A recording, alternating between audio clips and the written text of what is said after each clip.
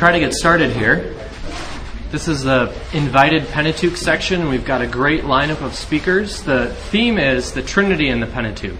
And so the different speakers that we've invited to come are going to be talking about different aspects of the Trinity, whether it's God the Father, God the Son, God the Spirit, and whether we have evidence for this doctrine in the Pentateuch. And our first speaker is Dr. Michael Heiser, who's with Logos Research Systems, and he's going to be presenting on the Divine Counsel in the Pentateuch. So I will let him come up and have his presentation.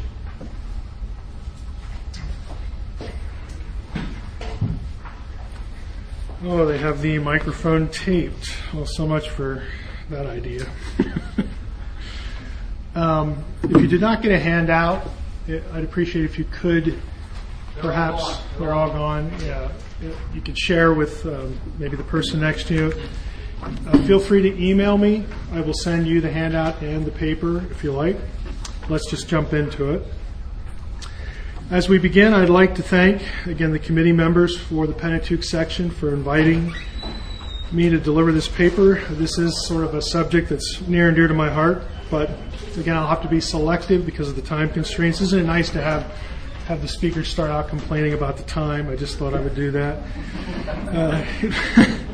It might not seem like an obvious need, but at the outset, we do need to talk about what we mean by terms like divine counsel or divine assembly and the broad stroke basics of what a council or assembly is said to do.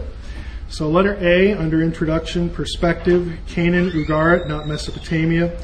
Some scholars want to restrict the term in Israelite context to those spirit beings described as B'nai Elohim, B'nai Elim, B'nai Elyon, excluding Malachim, angels.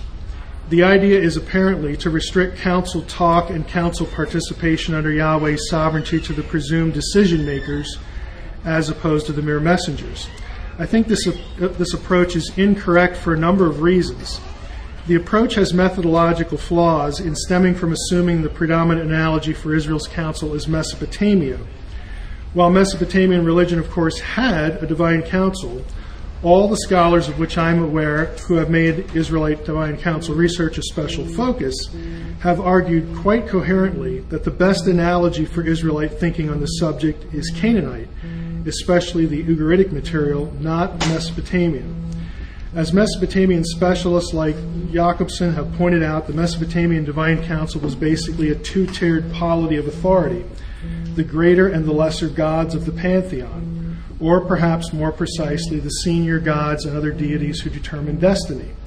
Scholars whose divine council research focuses on Canaan and Israel see either 3 or 4 tiers, with members of all tiers engaged somewhere in council activities, not just the 2 levels of Mesopotamia. And if you're interested in that, you could read the sources in the handout. The work of Korpel, A Rift in the Clouds, Ugaritic and Hebrew Descriptions of the Divine, is especially telling in this regard. For example, there are actually several councils at Ugarit. The Council of El has overarching importance, but Baal has a council, as does Didanu. These councils include servant deities, which go by various job descriptions, including Malachim. And those messengers are indeed described as deities, with the plural of El, plural Elim. There is no reason to exclude them from the Israelite divine council conception. Even ancestral spirits of the human dead are called a council, Sod, at Ugarit. All of this is consistent with a broad definition of biblical Elohim as disembodied spirits belonging to the spiritual world. Such a definition not only makes sense of biblical plural usage of Elohim, which is used to describe a range of disembodied beings, but also shows the presence of divine plurality in the Hebrew Bible to be no indication of polytheism. For the biblical writers, Yahweh is an Elohim, but no other Elohim is Yahweh. He is incomparable, or as I like to say, species unique. The Canaanite analogy informs us that one cannot presume that the council is only composed of Yahweh's sons, and not angels, not Malachim, because far more neutral knowledge, or neutral language, is used when the council participates with God in making decisions. You have 1 Kings 22, where you have spirits, you have Daniel 4, the watchers, you have Psalm 89, the assembly of the holy ones, again, much more neutral terminology. On what basis can angels and divine throne guardians, cherubim, seraphim, be excluded from a description like spirits or holy ones? And I would suggest that they shouldn't be. So what's the point of the divine council? God certainly doesn't need one, but he chooses to allow his intelligent creations to participate with him in how he wants things done. Sort of like the church. God doesn't need us either, but he has chosen to propel his will on earth through his believing household. I like the way Patrick Miller put it. Quote, "The divine council is a fundamental symbol for the Old Testament understanding of how the government of human society by the divine world is carried out," unquote. We see this in a number of divine council scenes where the divine council meets to enact Yahweh's decrees. Again, Daniel 4, verse 17, this is where Nebuchadnezzar is told, hey, you're going to go crazy for a while. It says, "This is by decree of the watchers," plural. And then a few verses later, it's, "This is by decree of the Most High." Okay, it's not like you got a bunch of renegade divine beings deciding they're going to do stuff. Okay, they work in tandem. There's participation. 1 Kings 22, hey, how are we going to get Ahab to go up and die? And the spirits debate, and one, this is going to date me, but I always think of the Arnold Horshack thing. I got an idea. And God says, okay, what do you want to do? And I'll be a lying spirit in the mouth of his prophets. Now, my view of that is if he'd come up with something dumb, God would have said, oh, just sit down, we'll call on you later. Okay, but there's participation in this. And you can't really exclude one, being from the other, from the group. Now, I would also say the idea holds true in the Pentateuch. Miller writes, "The story of the announcement of a child to Abraham and Sarah and the subsequent destruction of Sodom and Gomorrah revolves around messengers of the Lord who bring the divine decrees. The way in which the conceptuality of the divine council creates an interaction of the one and the many is seen in the manner in which the story speaks first of three men who come to visit Abraham, and then verse 9 shifts from plural into the singular, and eventually in verse 13 identifies Yahweh as the singular one who speaks to Sarah. The account of the visit to Abraham and Sarah fits with a series of narratives in which a messenger or messengers of Yahweh come to announce the birth of a child, Genesis 16, Judges 13, or to announce the Lord's imminent salvation or judgment, Genesis 19, a few other passages. The decree is for the Lord for the direction of the human community, unquote. That's, again, Miller's assessment of saying the same symbiotic relationship you can see in the Pentateuch. Now, I could say something about council rebellions. I'll skip through most of what I have here, but again, I'm not suggesting that those divine beings who are rebels to Yahweh's authority somehow still work for God. Okay. I think that the language in Psalm 82, again, and other passages where they're under judgment is pretty clear. So I would put it this way. The Elohim of the nations under eschatological judgment in Psalm 82, the message being communicated there isn't, hey, show up for work on Monday, everything's fine.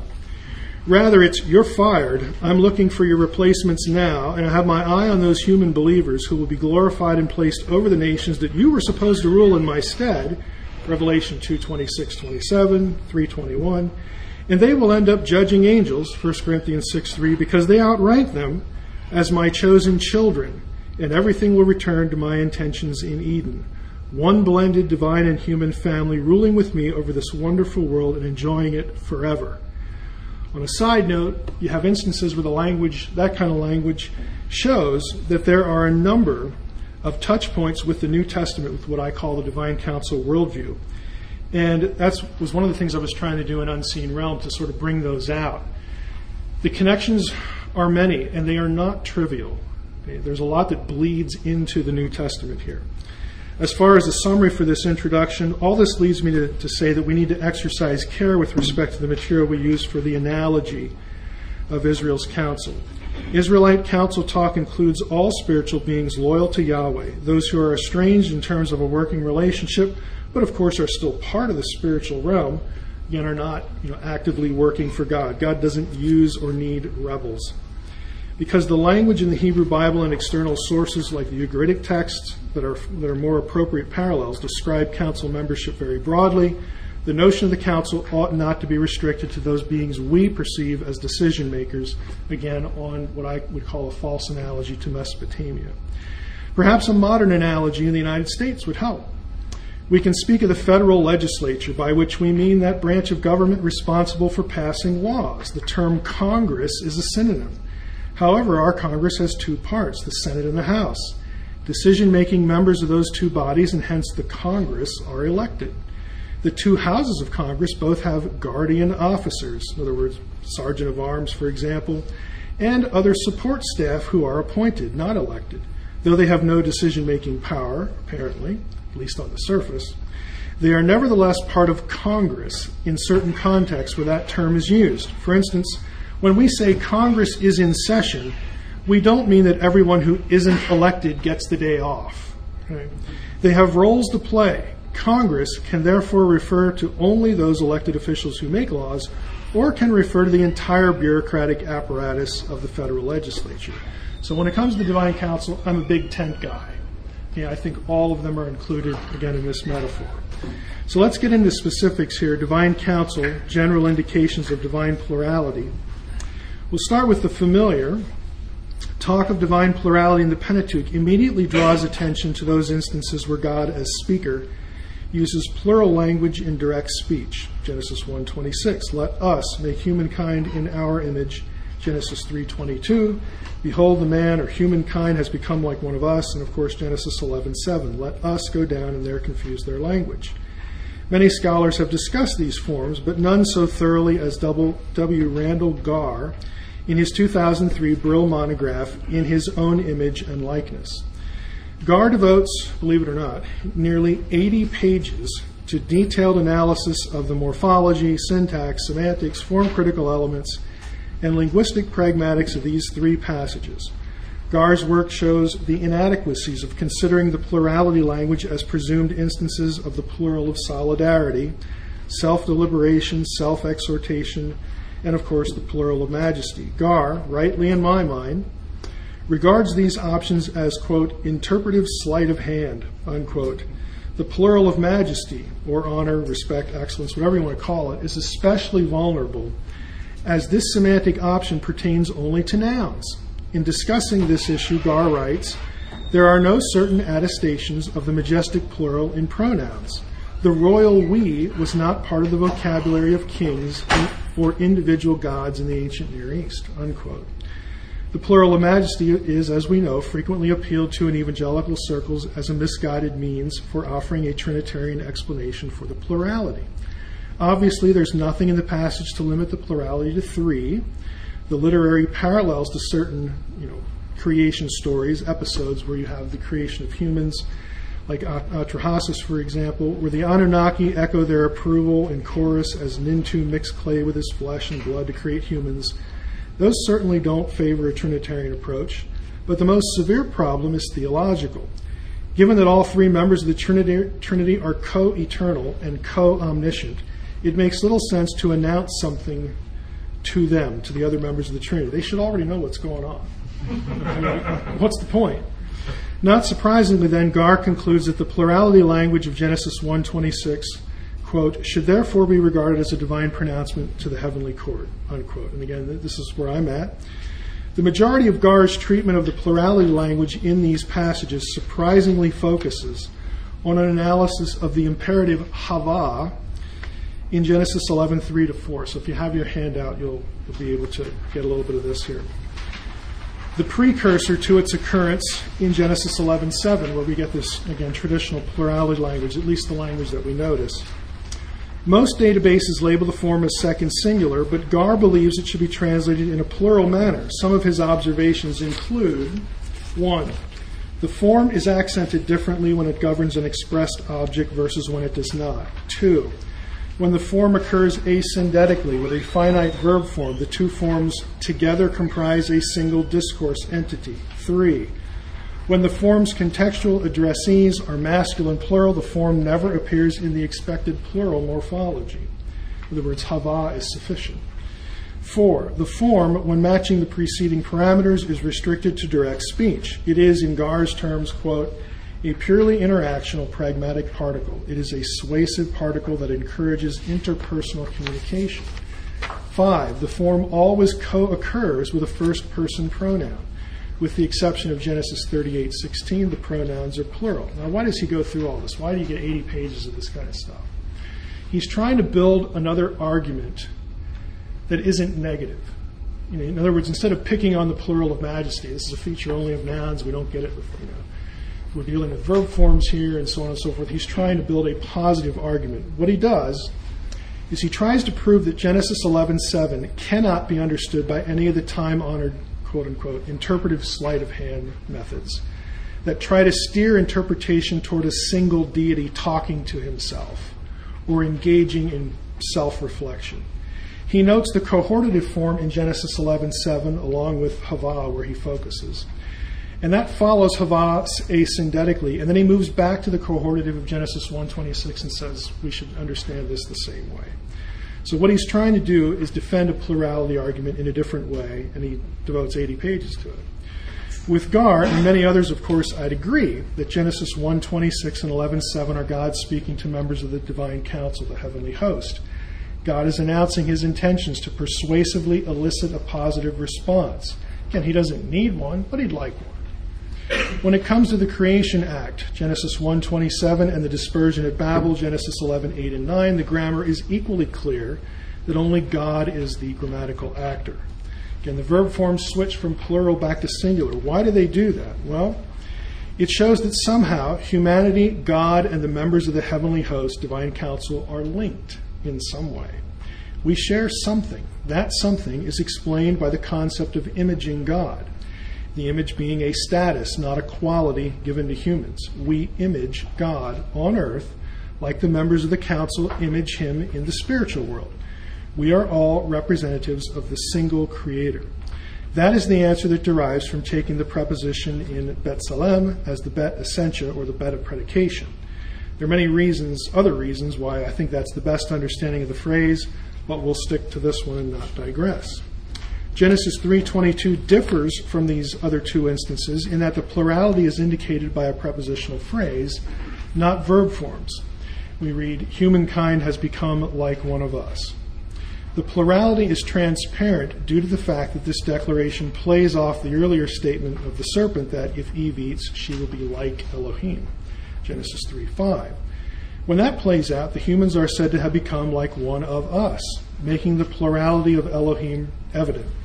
That the description of Eden conforms well to ancient Near Eastern imagery for the divine abode, which is by definition council headquarters. I mean, where else would work be conducted other than Yahweh's abode? That reinforces the plurality. Other fairly clear instances of divine council presence would be Genesis 28:12 and Genesis 32:2, both of which contain the same phrase, Malachei Elohim. In the former instance, the angels of God are ascending and descending on the Sulam.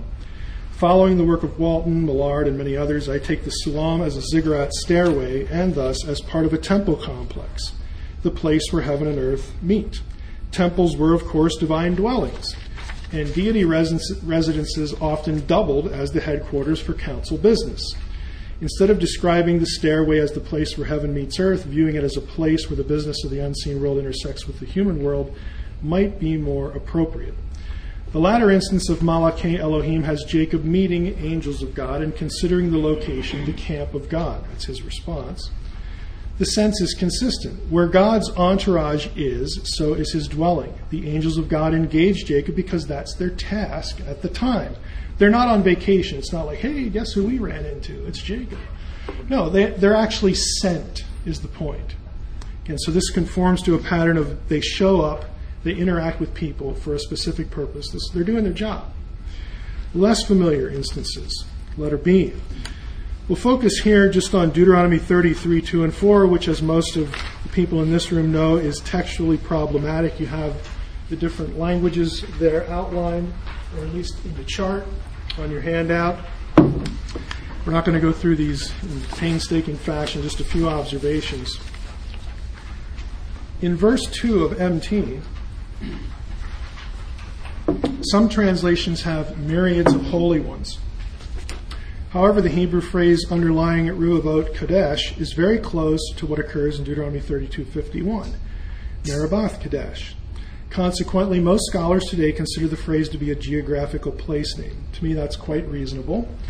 In verse 3, MT seems to equate the people with all his holy ones. This is especially the case in the JPS translation of the people, their hallowed ones. Yahweh's people, his holy people, are under his authority, under your hand in the text. They follow at the Lord's feet and receive the law. The result is that in MT there are no angels in the scene. The closest one gets to that idea for Sinai is Psalm 68:17, which clearly has the host of heaven at Sinai and alludes to the mountain as God's sanctuary. But that passage has no reference to the law. The Septuagint is noticeably different. The reader is given the impression that his people and all the holy ones are different groups. In the Septuagint, God pities his people, while his holy ones, the angels referred to in the previous verse, accept from God a law, which turns out to be the law Moses in turn gives to Israel. I bring this passage up because many commentators feel that it is relevant to the New Testament tradition that the law was delivered by angels. You get that in Acts 7:52, Hebrews 2:1 and 2, Galatians 3:19. I would agree. Obviously, that tradition had to come from somewhere. Paul's comment in Galatians 3:19 about an intermediary present with the angels when the law was given, an intermediary that didn't impinge upon God's oneness, provides a convenient segue to our next section. This is Roman numeral 2. Divine Counsel hints of binitarianism and co-regency structure. Now, what I'm going to do here, and what I've done in a few articles that I'll reference, is part of my dissertation work, which was taking the two powers in heaven idea that was acceptable in Judaism up until the 2nd century AD, and asking the question, where'd they get that?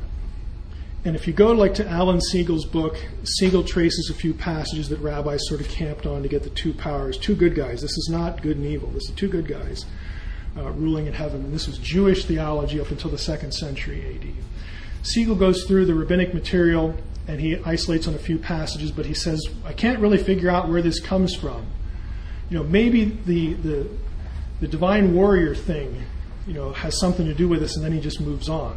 Okay, I picked up on that, and that became a dissertation. I'm going to argue, and I'll give you the basics of it here, that there was a Godhead in Israelite thinking. It's easily demonstrable as two. But if you know what you're looking at with the two, you will run into passages in the Old Testament that describe the Spirit in the same way, with the same language, the same motifs, the same dress up, as the two.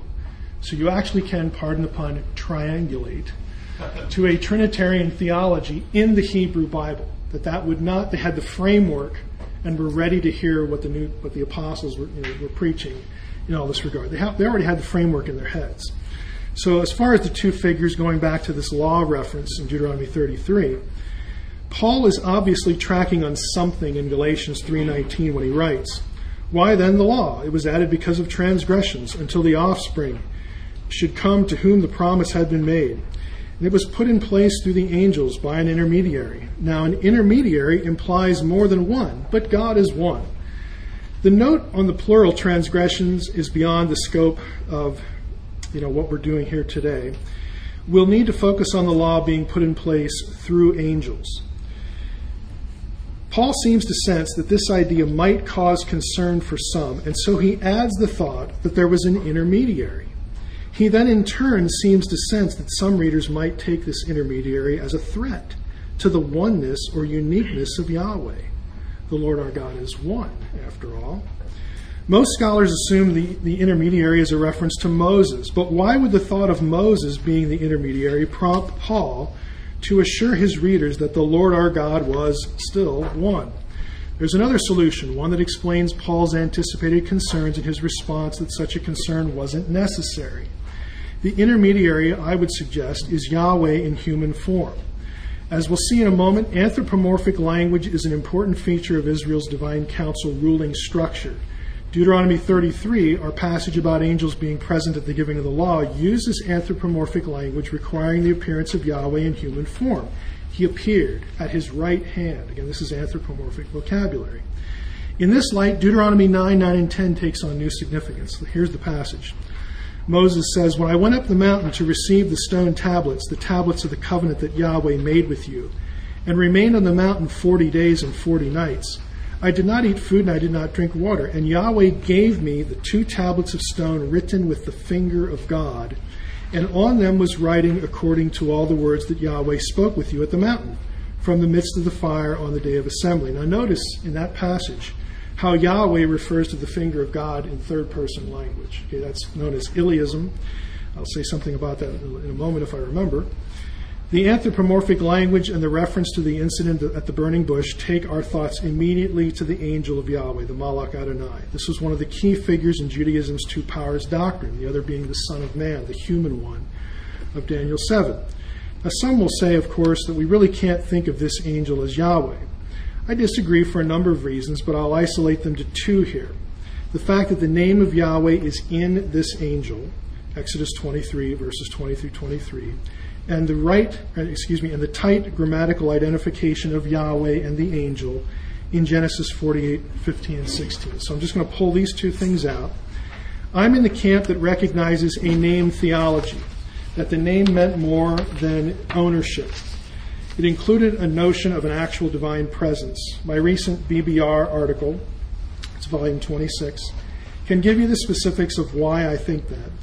Suffice to say here that I think the criticisms of the scholarship that seeks to deny name theology as actual divine presence, levied by Wilson, Wenham, Hundley, and others, are pretty telling. Hundley's VT article, which is in the handout, will get everybody up to speed. If you just read that one, he gives you the lay of the land pretty quickly. To get to some specifics, the name was in the particular angel of Exodus 23. That doesn't mean that Yahweh owned the angel. Okay, that's what current name scholarship, that's where it wants to take you.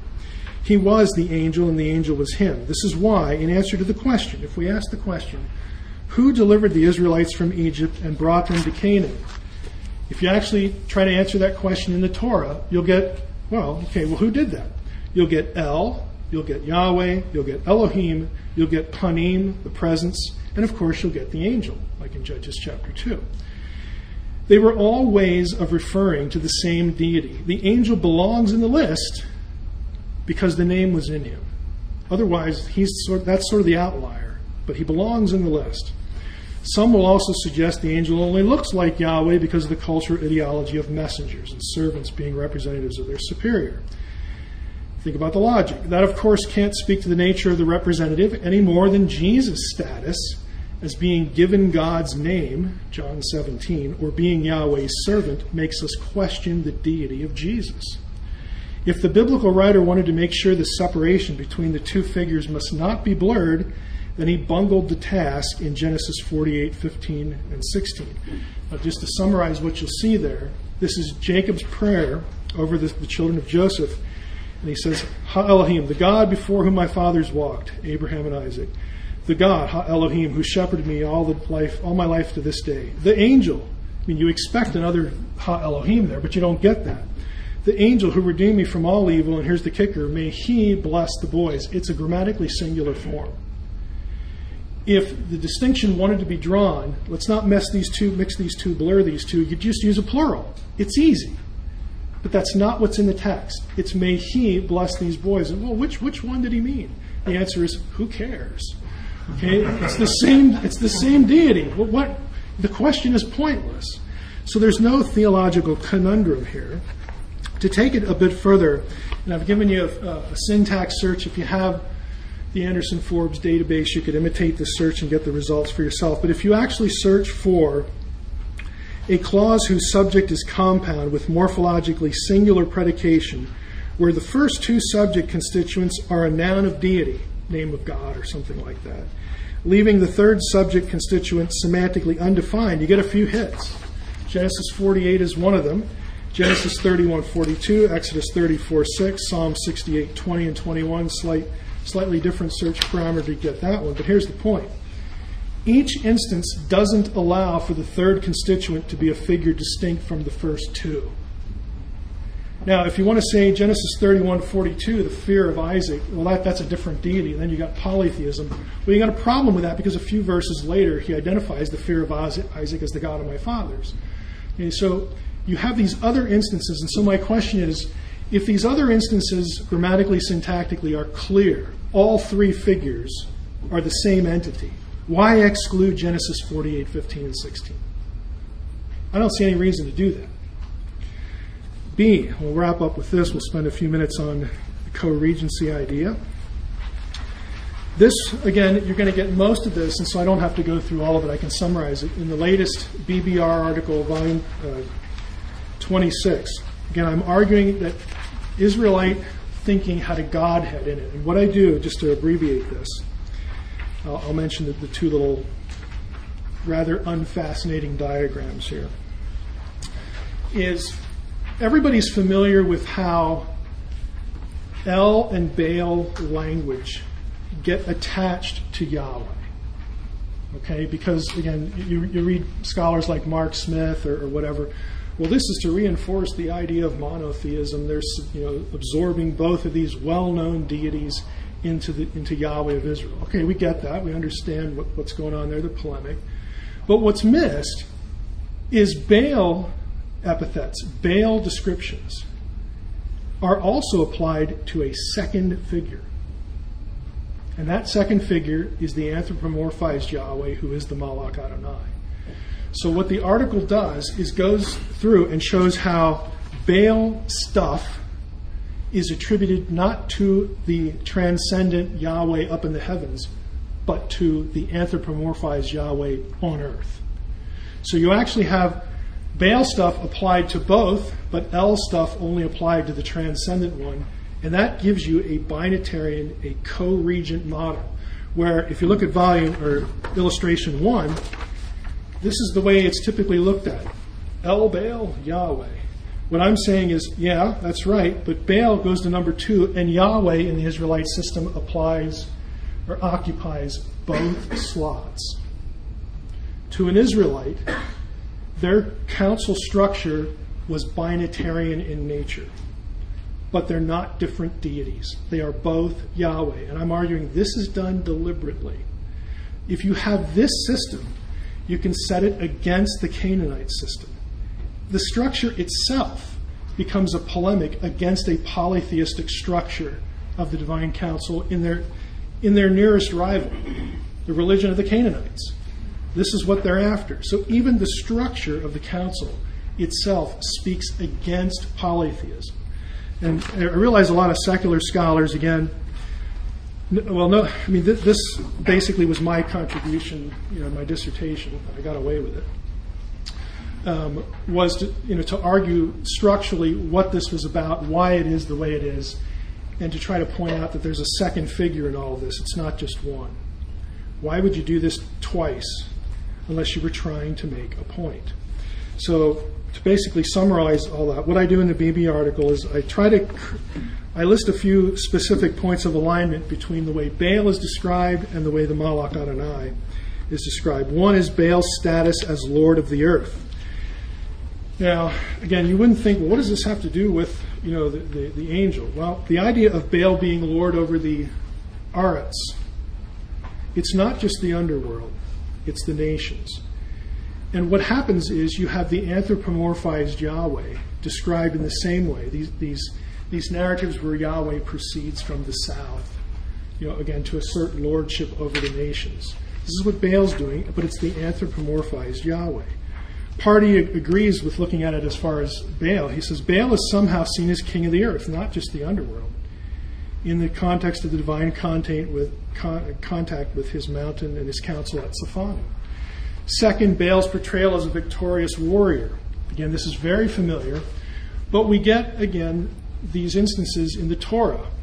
We have the captain of the Lord's host. And what's significant about that description, the way it's linked to the angel, is the phrase, bearing his drawn sword in his hand. If you look up the phrase, you do a search on the phrase, it occurs only 2 other places. Numbers 22, 1 Chronicles 21, with drawn sword in his hand. Both of those other instances are point blank explicit the angel of Yahweh. So again, I don't think that's coincidental or accidental. And third, Baal's enthronement in his house temple. I think we need to take a good look at Exodus 24 in this regard. We're all familiar with the Baal stuff. Smith points out the house temple material in the Baal cycle contains a constellation of temple themes.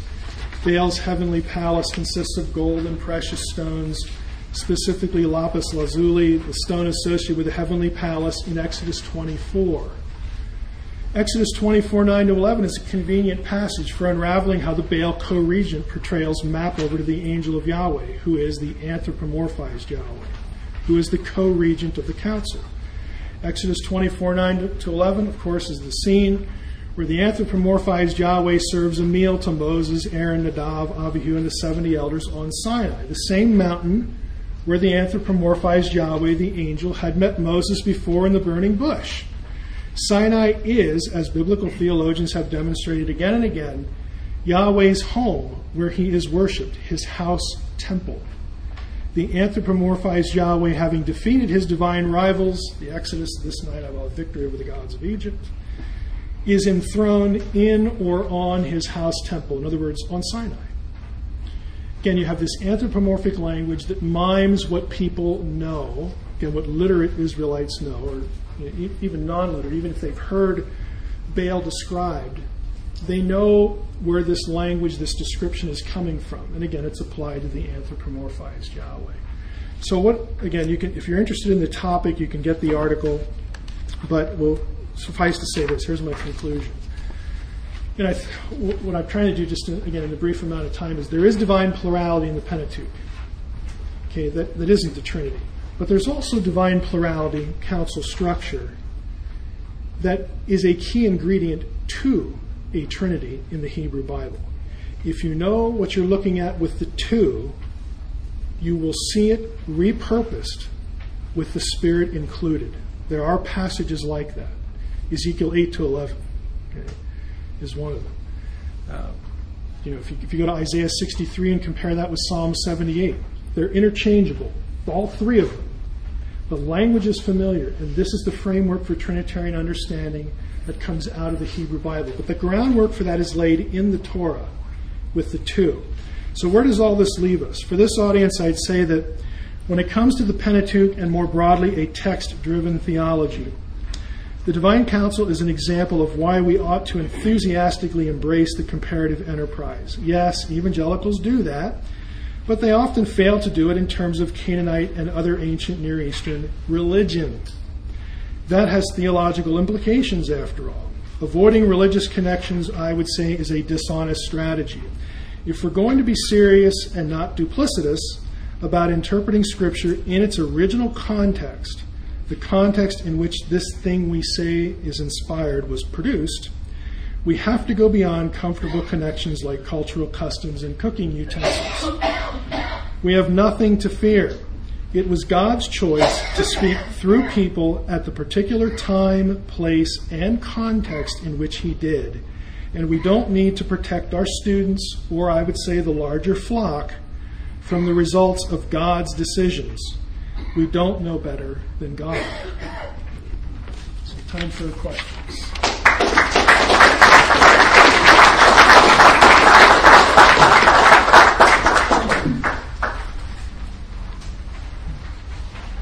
Yes, sir. You mentioned the finger of God in Exodus 31:18. I believe writing on the tablets or something. You said you'd come back to it. It's Deuteronomy 9, 9, and 10. Okay. Now, so my question is, in the Gospels, I believe it's in Luke 11, Jesus is talking about if you cast out demons by the finger of God, then the kingdom of heaven come upon you. But then in the parallel in Matthew, which is almost verbatim, the only difference is rather than cast out demons by the finger of God, he says cast out demons by the Spirit of God. So, right. I think if we had a first century Jew who had a good exposure to his Old Testament sitting here in the room, he would say, oh yeah, I mean, that's what we're talking about. In other words, they're prepped to connect dots. They know what the dots are. So I actually think that is an intertextual strategy on the part of the writer to take the reader and the hearer back to a particular passage. Oh, that's the God at Sinai. In other words, to make these connections and then throwing the Spirit in there. I mean, this is what you have. This is what I believe the apostles, the kind of thing the apostles were teaching people, and then it gets codified in what we call the New Testament, to make these connections and link them back to their Hebrew Bible. This is their heritage. They don't have to, if I hear Bart Ehrman say one more time that the Trinity is a recent invention of the church, my head's just going to explode. It's like aren't you supposed to take at least one course in Second Temple Judaism? Okay, because you're going to see it there, and then you're going to track it back. The breadcrumb trails are all there, back into the Hebrew Bible. Okay, Christians did not invent this stuff. They're repurposing content. Sorry, that's a hobby horse with me, so if I intrude on your question, I'm sorry. Go ahead. When you come to the New Testament, in John's Gospel, for example, you see this close fellowship between the Father, Son, and Holy Spirit. And I'm wondering, would the Jewish people of that time see that in council terms, divine council terms, as sort of a council within the council? I think they would have understood a leadership structure, and they would have understood parental and family metaphors, because if you're thinking of the divine council structure as like a patriarchal household, you're going to have lordship, rulership, again within the patriarchy, but that brings with it, you have your conceptual metaphor baggage here. That brings with it father-children relationship. So I don't think that they had to sort of remind everybody of what the metaphors meant. I think that sort of came along, and they would parse it, I think, very easily in terms of council terms, because council terms included family relations and, again, the father to his children. It wasn't just king to servant. You have to include all of the elements of the metaphor to have it make sense, for the people, again, who are going to be tracking on the language. Yes, sir? How do you understand, like, the transfiguration? And are Moses and Elijah kind of like disembodied spirit? I mean, can you talk about, does this apply at all to this? I do agree with New Testament scholars that we have deliberate repurposing of cloud, language that you'd get, from the Torah in that. I don't think we need to spiritualize the event. To me, again, without rabbit trailing here, I think that is both a prefigurement of a glory relationship that was intended from the beginning, divine sonship, including humans. But I also think that there's an element of spiritual turf war. I believe, again, this isn't unique to me. There's lots of people, because I got it from them. I think the transfiguration took place on Hermon and not Tabor, because of the language in the Gospels. And so if that's the case, what was Hermon associated with? Lots of bad stuff. Okay, it's like one of the ground zero places for demonic presence. And so Jesus picks this place to have the transfiguration occur right after Caesarea Philippi upon this rock. And again, I don't think the Catholics or the Protestants are right there. I think it's the place where they're standing because of the Old Testament geographical history of this place, this region, Bashan, okay, the northern part of Bashan. So I think Jesus goes to both these places and he picks a fight because he knows something they don't. The thing that has to happen, that has to be provoked, is his death. I mean, the demons obviously know who he is. Well, that's the Son of the Most High again. Well, he wouldn't be here unless God was up to this silly, let's bring back the kingdom of God story again. So there we are. And so they know who he is. They know what the end game is because he's the Messianic king. But they don't know the linchpin thing that it depends on. The whole catalyst of this is his death. So he goes up there, he picks a fight, at Caesarea Philippi. He pokes Satan in the eye. Then he goes to Hermon, pokes the watchers in the eye. It's like he wants to pick a fight. And it's right after that event, the Gospels say this. From this point forward, Jesus began to teach his disciples that he had to go up to Jerusalem and die. And they freak out. Yeah, it's fun doing spiritual warfare stuff. We can laugh at Satan and the demons and whatever. But now it's time to die. This is what has to happen. And a week later is the triumphal entry. And a week after that, he's dead. Mission accomplished. He provokes the event because he needs it to happen. It's the whole plan. So I tend to look at the transfiguration again, both in something that will be part of our reality, and also, again, to kickstart the kingdom of God with the death.